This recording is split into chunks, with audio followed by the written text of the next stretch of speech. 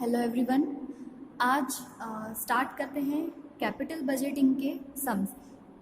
मैंने जो वीडियो भेजा था उसमें मैंने आपको सारी मेथड्स और कैपिटल बजटिंग चैप्टर क्यों बनाया है उसकी जो बेसिक इन्फॉर्मेशन थी वो मैंने आपको सिखाई थी, समझाई थी। ओके, आज से हम स्टार्ट करते हैं उसके रिलेटेड जो सारे सम्स है वो बहुत ही इजी चैप्टर है। आप आराम से इस चैप्टर में 16 आउट ऑफ 16 मार्क्स कवर कर सकते हो।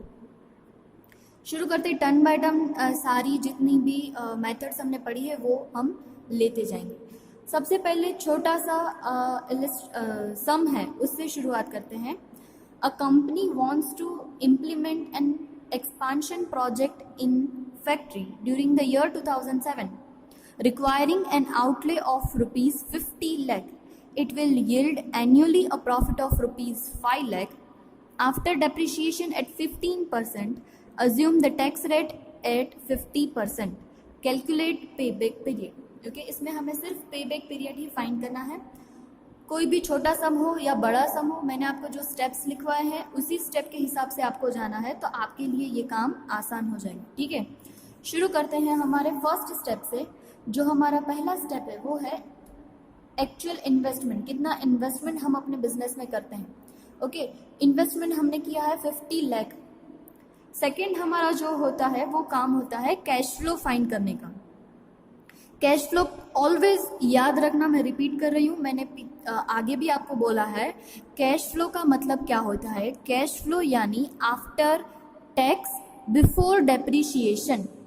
Okay, after tax before depreciation.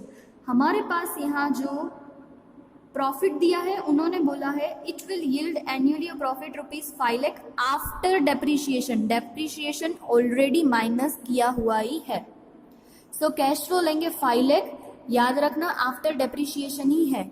अगर यहाँ डेप्रिसिएशन माइनस नहीं किया होता तो पहले हम डेप्रिसिएशन माइनस करते, उसके बाद टैक्स करते और फिर से डेप्रिसिएशन ऐड कर देते। आप बोलोगे कि मैम बिफोर डेप्रिसिएशन है तो हम माइनस ही क्यों करते हैं? माइनस ही ना करें, प्लस ही ना करना पड़े, हमें दोनों काम हमारा कम हो जाए। पर याद रखना डेप्रिसिएशन है वो इनकम टैक्स में एज अ एक्सपेंस हमें क्या मिलता है? माइनस मिलता है। तो टैक्स के पर्पस के लिए हम पहले डेप्रिसिएशन माइनस करते हैं और बाद में एक्चुअली डेप्रिसिएशन हम कहीं भी कैश में पेमेंट नहीं करते हैं। तो उसी वजह से हम क्या करते हैं, टैक्स बाद करने के बाद डेप्रिसिएशन वापस ऐड बैक कर देते हैं। मैंने आपको नोट भी लिखवाई है, तो याद से अच्छे से याद रखना, क्योंकि कैश फ्लो में मिस्टेक यही होती है, दिया कुछ होता है और हमारे दिमाग में वही होता है कि पहले डेप्रिसिएशन माइनस करना है, फिर टैक्स और वापस से डेप्रिसिएशन ऐड करना है। पर याद रखना है कैश फ्लो हमें कैसे दिया गया है, यहाँ आफ्टर डेप्रिसिएशन ही है।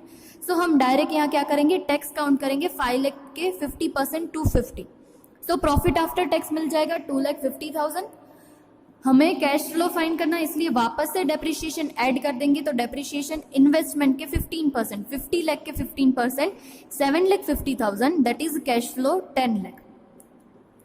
इसका मतलब क्या होता है, हर साल हमें अपने बिजनेस में जितना इन्वेस्टमेंट किया है उसमें से 10 लाख रिटर्न मिलेगा। तो पेबैक पीरियड का मतलब मैंने आपको आगे ही बताया था, फिर से बता देती हूँ। पेबैक पीरियड का मतलब होता है कि मैंने अपने बिजनेस में जितना इन्वेस्टमेंट किया है वो इन्वेस्टमेंट मुझे कितने साल में वापस मिल जाएगा। ठीक है, सो हमने इन्वेस्टमेंट किया है, ये हर साल हमें 10 लाख ही मिलता है। आगे आगे जैसे सम्स आएंगे उसमें मेथड्स चेंज होती जाएगी। ओके, बहुत सारे ईयर के हर साल ऐसा नहीं होता कि 10 लाख ही हमें रिटर्न मिले, हर साल कुछ अलग अलग रिटर्न मिलेगा, तो हम वहाँ अलग मेथड काउंट करेंगे। ओके, यहाँ क्या है, हर साल हमें सेम टू सेम ही रिटर्न मिल रहा है। So payback period is equal to, अगर हर साल same to same cash flow हो तो ये फॉर्मूला यूज करना है, investment divided by cash flow per annum. So investment हमारा था फर्स्ट स्टेप में 50 lakh divided by cash flow मिला 10 lakh. 50 lakh divided by 10 lakh that is a 5 year. It is a very short सम। अगर आपको ये पूछेंगे तो भी किस में पूछेंगे, एमसीक्यू या 2 मार्क्स में पूछेंगे, बाकी इतना इजी जो है वो आपको 16 मार्क्स में नहीं पूछेंगे। ठीक है, सो 5 साल में हमें क्या हो जाएगा, हमारा जितना भी इन्वेस्टमेंट किया है 50 लाख का वो हमें रिटर्न मिल जाएगा। Is that clear? Okay, some number लेते हैं 4। थोड़ा बड़ा है और उसमें बहुत सारी मेथड्स हैं, वो काउंट करनी है तो आपको आइडिया आएगा। स्टेप बाय स्टेप हम जाएंगे, ऐसा नहीं है कि डायरेक्ट हम बड़े सम कर ले, छोटे सम तो आ जाएंगे। छोटे से शुरुआत करेंगे और बड़े तक जाएंगे, और इसमें आपको कोई भी डाउट हो तो आप पूछ लेना। Harsh industry limited is considering investing in a project requiring a capital outlet 1 lakh. Requiring capital outlet यानी यह हमारा क्या होगा, investment. Forecasted annual income after depreciation but before tax. ये बिल्कुल अच्छे से पढ़ना, हमें कौन सी चीज दी गई है, after depreciation before tax. Depreciation already minus किया हुआ है, अब हमें क्या करना है, टैक्स काउंट करना है और फिर से डेप्रिसिएशन उसमें ऐड बैक करना है। ईयर वाइज अलग अलग दिए। देखो पहले सम जो हमने किया उसमें क्या था, एक ही हमें आउट कैश फ्लो मिलता था, यहाँ हर साल अलग अलग कैश फ्लो मिल रहा है। Depreciation may be taken at 20% on the cost as per the WDV written down value method।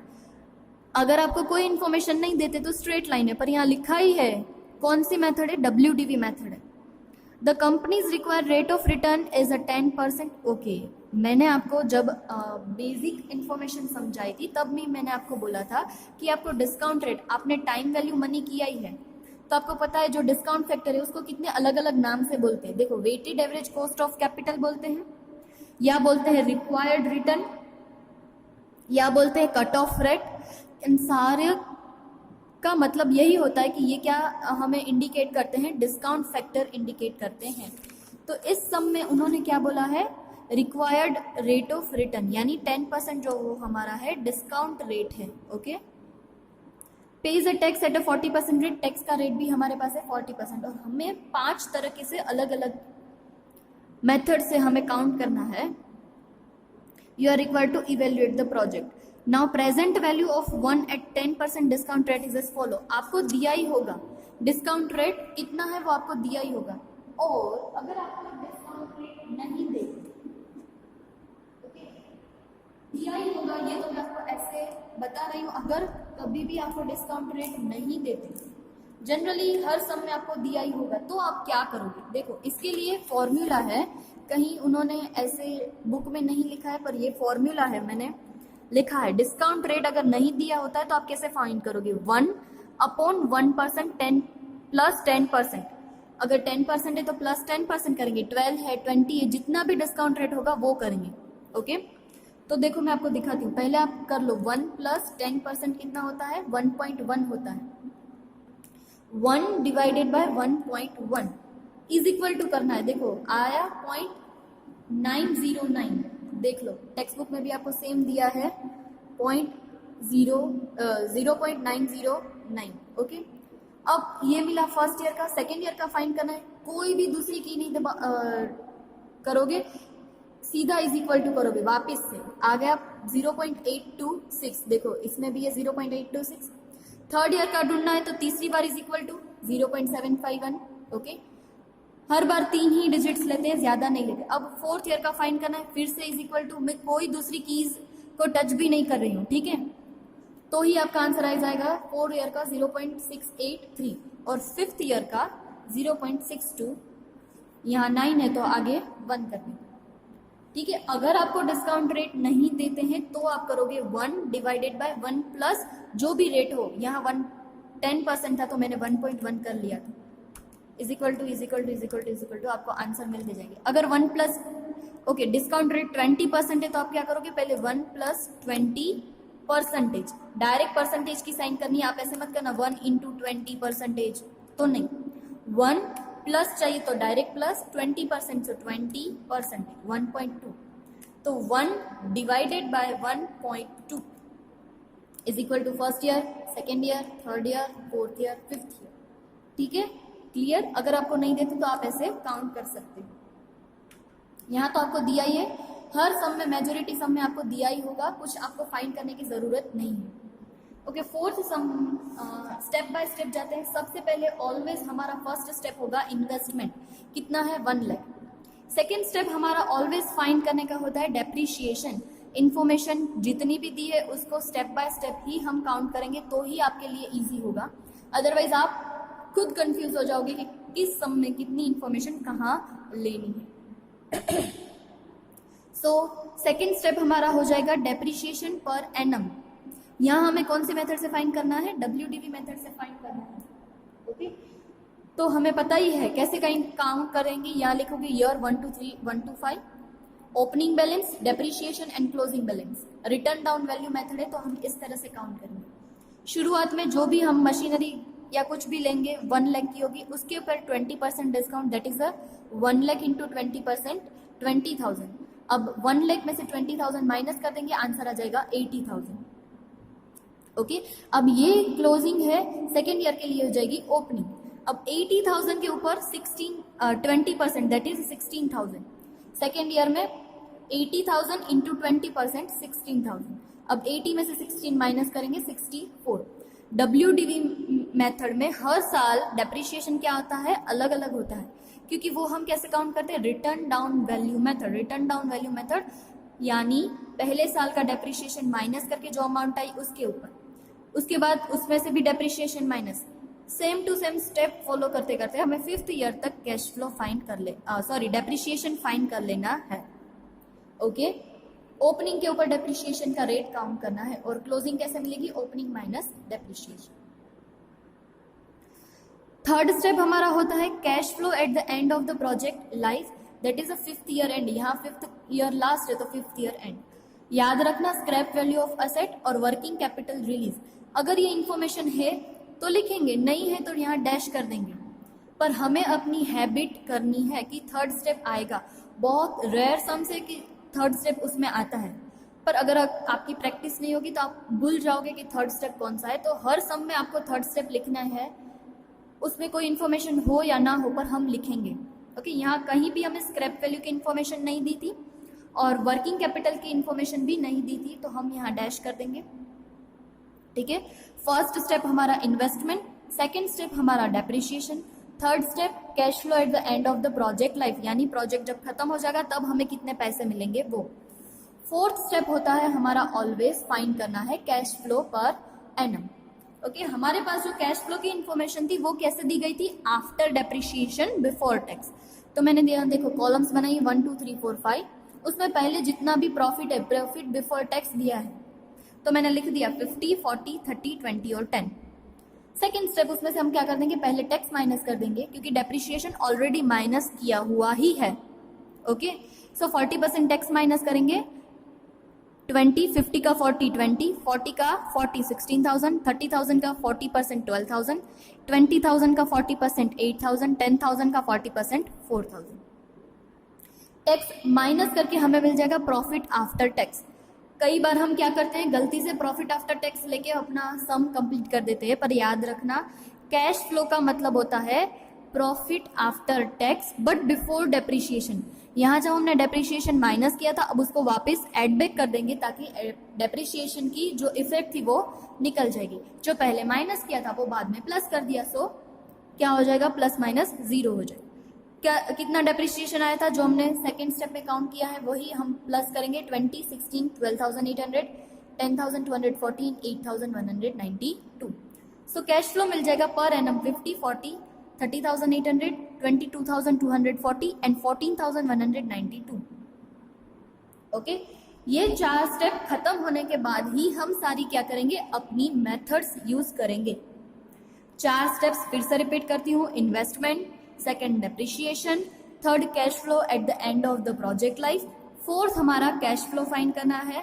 Cash flow always याद रखना बिफोर डेप्रिसिएशन आफ्टर टैक्स, यानी टैक्स माइनस किया होना चाहिए।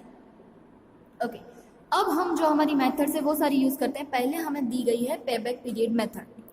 अब आगे जो मैंने फर्स्ट सम करवाया उसमें क्या था, पेबैक पीरियड मेथड का मैंने फॉर्मूला यूज किया था investment divided by cash flow per annum. पर यहाँ तो हो गई मुश्किल। क्या मुश्किल हो गई, क्योंकि हमारे पास हर साल का कैश फ्लो है वो क्या है, अलग अलग है। जो आगे हमने फर्स्ट सम किया उसमें क्या था, कैश फ्लो एक ही था, मतलब कि हर साल हमें इतना ही रिटर्न मिलेगा वो डिसाइडेड था। पर अब क्या हो गया, अब हमारे पास अलग अलग कैश फ्लो है, तो वो हम फॉर्मूला वो यूज नहीं करेंगे, पर हमारे पास दूसरा फॉर्मूला है वो यूज करेंगे। कैसे, देखो कैश फ्लो दिया है, इसकी मेथड अच्छे से सीख लेना कैसे करना है। देखो ईयर लिखना है, कैश फ्लो लिखना है, ठीक है। अब क्यूमुलेटिव कैश फ्लो का मतलब क्या होता है, ऐड किया हुआ। हर साल में जितना जितना मिलता जाता है उतना हम क्या करते हैं, ऐड करते हैं। देखो फर्स्ट में तो 50 है तो 50, सेकेंड में 40 मिला तो क्यूमुलेटिव क्या हो जाएगा, 50 + 40 90, ओके। अब क्या होता है, थर्ड ईयर में हमें 30,800 मिलता है, तो हम क्या करेंगे 50 40 और यहाँ तो ऑलरेडी 50 40 ऐड हुआ है 90,000, तो 90,000 में 30,800 प्लस कर देंगे। मैंने सब में पेंसिल में लिखा ही है पेंसिल से, ताकि आपको क्लियर हो, कोई भी डाउट ना हो। फोर्थ ईयर में क्या हो जाएगा, तो 1,20,800 में फोर्थ ईयर का कैश फ्लो ऐड कर देंगे। और फिफ्थ में क्या होगा, जो आगे आंसर आएगा उसमें 14,192 ऐड कर देंगे। तो इसको बोलते हैं क्यूमुलेटिव कैश फ्लो। क्यूमुलेटिव यानी इकट्ठा किया हुआ, ओके। अब इसमें से कैसे हम पेबैक पीरियड फाइंड करेंगे, तो ध्यान से देखना। हमने इन्वेस्टमेंट कितना किया था, 1 लाख का इन्वेस्टमेंट किया था, यस। अब आपको क्यूमुलेटिव कैश फ्लो की देखनी है। देखो पहले साल में 50,000 मिलेंगे, सेकेंड साल में कितने हो जाएगा हमारा रिकवर, 90,000 रिकवर हो जाएगा। थर्ड साल में आते हैं तो कितना रिकवर होता है, 1,20,800, यानी हमारे इन्वेस्टमेंट से ज्यादा रिकवर हो रहा है। तो हमें क्या करना है, हमारा जितना इन्वेस्टमेंट है उतना या उससे कम, मैं फिर से रिपीट कर रही हूं, जितना भी हमारा इन्वेस्टमेंट है उतना या उससे कम कितनी अमाउंट आती है, तो ये 1,20,800 वो हमारे इन्वेस्टमेंट से बढ़ जाता है, तो वो हमें यूजफुल नहीं होगा। तो कौन सा यूजफुल होगा, ये 90,000 वाला है वो यूजफुल होगा, क्योंकि वो हमारा इन्वेस्टमेंट जितना या उससे कम है। तो 90,000 हमें कितने साल में मिल जाते हैं, यहाँ देखो कैसे लिखोगे, ईयर और कैश फ्लो। जो 90,000 अमाउंट है वो हमें 2 साल में तो मिल ही जाती है, गारंटी है हमारे पास यहाँ देख के कि 2 साल में हम 90,000 तो रिकवर कर ही लेंगे। अब हमारी ज़रूरत कितनी है, हमें फाइंड करना है। पेबैक का मतलब क्या होता है कि जितना इन्वेस्ट किया है उतना तो हमें मिल ही जाना चाहिए। सो हमारी टोटल रिक्वायरमेंट है 1 लाख की, 90,000 तो 2 साल में ऑलरेडी हमें रिकवर कर लिए। सो बाकी की जो बैलेंस अमाउंट है अब हमें कितनी चाहिए, 10,000 चाहिए, क्योंकि हमारा इन्वेस्टमेंट 1 लाख का है और 90,000 ऑलरेडी 2 साल में क्या हो जाती है, रिकवर हो जाती है। सो बाकी बचा 10,000। अब 10,000 हमें कितने महीने में मिलेगा या कितने साल में मिलेगा, उसके लिए हम क्या करेंगे, तो उसके 2 साल के बाद ये जो थर्ड ईयर है, ओके, थर्ड ईयर का कैश फ्लो कितना है, 30,800। तो ये 30,800 हमें अगर अर्न करने हैं तो कितना ईयर लगेगा, 1 ईयर लगेगा। क्यों, यहाँ ऐसे नहीं सोचना है कि थर्ड ईयर है तो यहाँ थर्ड लिखते हैं। थर्ड ईयर तो क्या है, तीसरे साल में मिलेगा, पर काम हम कितना करेंगे, 1 ईयर करेंगे, तो 1 ईयर में हमें कितना मिलेगा, 30,800। सो 13,800 अगर हमें कमाने हैं तो 1 साल लगेगा, पर हमारी रिक्वायरमेंट तो कितनी है, 10,000 की है, तो 10,000 कमाने के लिए हमें कितना टाइम पीरियड लगेगा। So question mark, okay, 10,000 multiply by 1 divided by 30,800। So answer आ जाएगा 0.32 ईयर, यानी जो ये पॉइंट के बाद है वो हमारे होंगे मंथ, ओके। सो 0.32, तो हम क्या करेंगे, 2 साल में 90,000 तो हम अर्न कर ही लेंगे, बाकी के जो 10,000 है उसको कमाने के लिए हमें कितना टाइम लगेगा, 0.32। सो टोटल 1 लाख का जो इन्वेस्टमेंट किया है उसे हमें वापस पाने के लिए कितना टाइम लगेगा, 2.32, ओके। अब देखो आपको आंसर में क्या होगा, साल लिखे होंगे और मंथ लिखा होगा, पर मैं आपको एडवाइस करूंगी कि ऐसी कोई जरूरत नहीं है। आप ये आंसर लिखोगे आपको पूरे मार्क्स मिलेंगे, क्योंकि ऐसी मेथड है। मंथ में फाइंड करना हमारे लिए जरूरी नहीं है। ये हम जो पीछे 32 बता रहे हैं वो 32 ऑलरेडी मंथ ही रिप्रेजेंट कर रहे हैं, ठीक है। तो ये हमारा आंसर आ जाएगा 2.32। ये अगले वाले जो सम आगे जो हमने सम किया उससे थोड़ा अलग है, क्योंकि पेबैक पीरियड में हमें कैश फ्लो अलग अलग दिया है। मैं वापस शॉर्ट में रिपीट कर देती हूँ। क्या करना है, आपको पहले क्यूमुलेटिव कैश फ्लो फाइंड करना है। क्यूमुलेटिव कैश फ्लो यानी इकट्ठा किया हुआ, तो हम हर साल इकट्ठा करेंगे और देखेंगे कि हमारा जो इन्वेस्टमेंट है वो हमें कितने साल में वापस मिलेगा। तो हम क्यूमुलेटिव कैश फ्लो में से फाइंड करेंगे जितना इन्वेस्टमेंट किया है उतना या उससे कम। तो यहाँ थर्ड ईयर में तो 1,20,800 ज्यादा हो जाता है, तो हम ज्यादा वाला कंसीडर नहीं करेंगे, जो कम है वही कंसीडर करेंगे, 90,000। सो 90,000 है वो 2 साल में हम रिकवर कर रहे हैं, पर हमारी ज़रूरत कितनी है, 1 लाख की है। सो कितना बैलेंस आ रहा है, 10,000। अब हमें 10,000 रुपीज़ कमाने के लिए कितना टाइम लगेगा वो फाइंड करना है। सो 2 साल तो चले गए, तीसरे साल में देखते हैं कितना कैश फ्लो है, 30,800। सो 30,800 अर्न करने के लिए हमें 1 साल लगता है, पर हमें तो सिर्फ कितने चाहिए, 10,000 ही चाहिए। तो 10,000 के लिए हमें कितना टाइम लगेगा, ठीक है। सो क्वेश्चन मार्क करेंगे तो आंसर आएगा 0.32। तो 2 इयर्स तो कंप्लीट लगेंगे, उसके अलावा हमें ज़्यादा टाइम कितना लगेगा, 0.32। सो हमारा पे बैक पीरियड हो जाएगा 2.32 ईयर्स। आई होप आपको समझ में आ गया होगा। अगर ना आए तो वीडियो देख के उसी दिन मैसेज कर देना ताकि आपको क्लियर हो जाए, क्योंकि हर सम में आपको पे बैक पीरियड मेथड होगा ही। अगर नहीं क्लियर हुआ तो आप बता देना, तो हम फिर से आपको समझा देंगे। First method complete. Second method उन्होंने बोला है rate of return on original investment. Okay, तो मैंने आपको उसका फॉर्मूला लिखाया है। Rate of return on original investment का फॉर्मूला क्या है, average profit after depreciation and tax. याद रखना, यहाँ हमें कैश फ्लो नहीं लेना है, कौन सा लेना है, profit after depreciation and tax, और वो भी कौन सा, एवरेज। ओके, तो हमारा जो फोर्थ स्टेप में हमने कैश फ्लो का जो बनाया था टेबल, उसमें देखो ये रहा, यहाँ डेप्रिसिएशन ऑलरेडी माइनस किया है और टैक्स भी माइनस किया हुआ ही है, यानी हम कौन सा लेंगे, ये वाला कंसिडर करेंगे, प्रॉफिट आफ्टर टैक्स। अगर आपको ये रेट वाला फाइंड करना है तो आपको याद रखना है कौन सा लेना है, profit after depreciation and tax. Depreciation तो ऑलरेडी माइनस किया हुआ है, टैक्स माइनस करके जो अमाउंट आएगी वही हम लेंगे, 30, 24, 18, 12 एंड 6। कई बार क्या होता है, सब में कैश फ्लो आता है, तो हम यहाँ भी कैश फ्लो ले लेते हैं, पर यहाँ कैश फ्लो नहीं है। आपको फॉर्मूला याद रखना है, average profit after depreciation and tax, यानी ये वाली लाइन है। तो पहले मैं एवरेज फाइंड कर लेती हूँ, 30, 24, 18, 12,000, 6,000 डिवाइडेड बाय 5, क्योंकि 5 साल है, तो हमारा एवरेज प्रॉफिट आ जाएगा 18,000। और ओरिजिनल इन्वेस्टमेंट यानी हमारे जो स्टेप नंबर 1 में हमने लिखा है वो, so 18,000 divided by 1 lakh multiply by 100, यानी 18% rate of return on original investment, 18%। Third जो मेथड है वो हमने बोला है rate of return on average investment. अब उसका फॉर्मूला देख लो, average return, rate of return on average investment क्या है, average profit after depreciation and tax, वो तो फर्स्ट में था वही रहेगा, डिनोमिनेटर चेंज हो जाएगा, एवरेज इन्वेस्टमेंट क्या आ जाएगा, एवरेज इन्वेस्टमेंट। तो हमने average profit after depreciation and tax तो फाइंड कर ही लिया है 18,000। अब हमें फाइंड करना है एवरेज इन्वेस्टमेंट। एवरेज इन्वेस्टमेंट का भी फॉर्मूला है, मैंने आपको बोला ही था, investment plus scrap value, SV यानी स्क्रैप वैल्यू डिवाइडेड बाय 2। अब हमारे सम में स्क्रैप वैल्यू तो दी नहीं गई, इन्वेस्टमेंट कितना है 1 लाख, स्क्रैप वैल्यू है 0 डिवाइडेड बाय 2, आंसर आ जाएगा 50,000। अब अपने फॉर्मूला में इंसर्ट करेंगे 18,000 divided bye 50,000 into 100, that is 36%। Clear? Okay, उसके बाद फोर्थ जो हमारी है net present value method. Net present value method यानी हमारी जो डिस्काउंट फैक्टर हमें दिया गया था उसको यहाँ यूज करना है। उसमें भी एक टेबल बनाना है, ईयर 1, 2, 3, 4, 5, उसमें कैश फ्लो आएगा 50, 40, 30,800, 22,240 एंड 14,192, ये आएगा हमारा कैश फ्लो। उसके बाजू में जो आएगा डिस्काउंट फैक्टर, ओके, जो आपको दिया ही है, सिर्फ आपको लिखना है। और present value of cash flow का मतलब क्या होता है, cash flow multiply by discount factor, आपको मल्टीप्लाई करना है। मैंने पेंसिल से भी यहाँ लिखा है ताकि आपको अगर देखो तो कंफ्यूजन हो, अगर हो कि कैसे फाइंड किया है तो आपको पता चले।